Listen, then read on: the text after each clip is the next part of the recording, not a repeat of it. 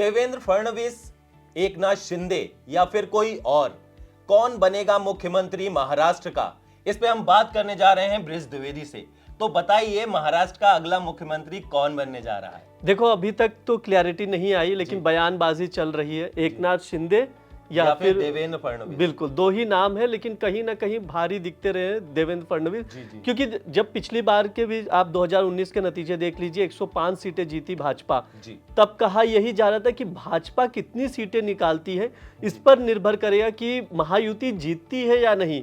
और दूसरा सवाल था, उसी सीट पर निर्भर करेगा कितनी सीटें बीजेपी जीतेगी, कि सीएम कौन बनेगा, बीजेपी की से कोई बनेगा या एकनाथ शिंदे की शिवसेना से एकनाथ शिंदे। लेकिन इस बार देखा गया है कि जिस तरीके से देवेंद्र फडणवीस ने महाराष्ट्र का चुनाव लड़ाया है, वो एक अपने में एक मिसाल कायम कर दी है। बिल्कुल, जिस हिसाब से 130 से ज्यादा जो सीटें बीजेपी लाई है, वो अपने में एक रिकॉर्ड है। बिल्कुल, और उनका पूरा साथ, में उनका जो पूरा साथ है वो आरएसएस ने संघ के साथ वो जुड़े रहे हैं और संघ ने उनका पूरा साथ। मिशन 65 स्टार्ट किया था आरएसएस ने, आपको मैं बता देता हूँ। मिशन 65 उसमें क्या था, ग्राउंड लेवल पे लोगों से जुड़ना था। ये आरएसएस की रणनीति थी। अच्छा। बीजेपी की अपनी रणनीति थी, एकनाथ शिंदे की अपनी, अजित पवार की। सबसे खास बात है कि किसी ने किसी के काम में इंटरफेयर नहीं किया।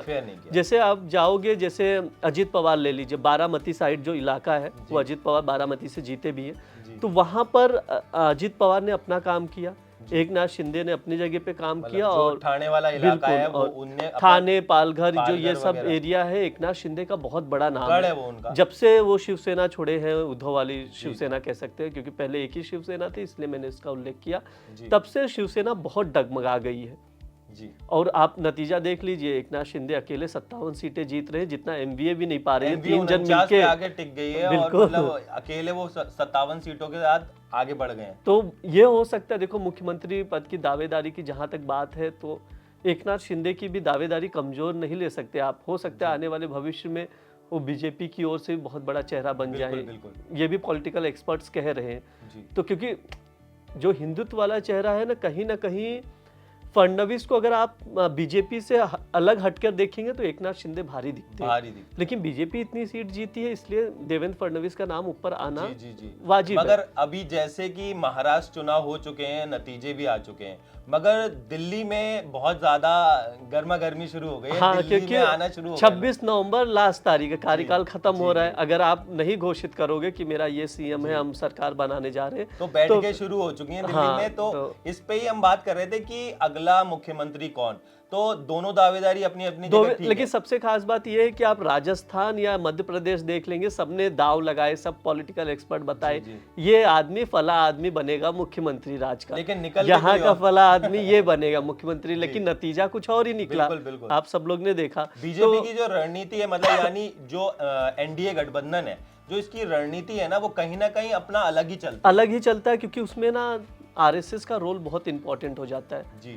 अगर आरएसएस जो भी सरकार बनती है बीजेपी की, या कहीं पर भी कोई भी स्टेट में, मुख्यमंत्री से लेकर तमाम चीज़ों में कहीं ना कहीं उनका एक ग्रुप है जो अलाइन रहता है अपनी चीज़ों को लेकर, तो उस चीज़ के वजह से कहा नहीं जा सकता। अभी भी मैं आपको कह रहा हूँ, देवेंद्र फडणवीस का नाम सबसे ऊपर है, एकनाथ शिंदे का उसके बाद है, लेकिन तीसरा चेहरा अगर हो गया तो कोई ताजुब की बात नहीं है, क्योंकि अब तक आप डिक्लेयर नहीं हुआ है।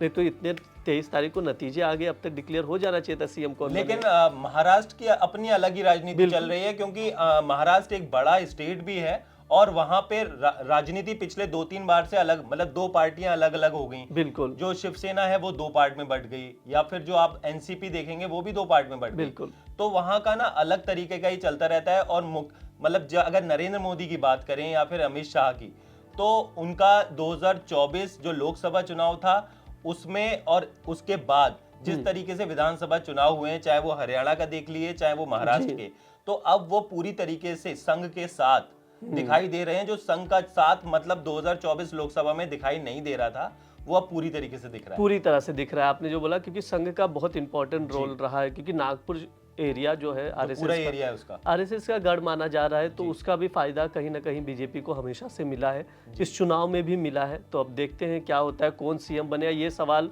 पूरी महाराष्ट्र की जनता, उसके साथ ही पूरे देश की जनता जानना चाहती है कि महाराष्ट्र का राजा कौन बनेगा। लेकिन अब देखिए कि मतलब आरएसएस भारी पड़ती है और सब चीजों पे या फिर अलग कुछ निकल के आता है, इस पे तो हम चर्चा आगे भी करते रहेंगे, मगर आगे इस तरीके की खबरों को और देखने के लिए देखते रहिए दैनिक जागरण।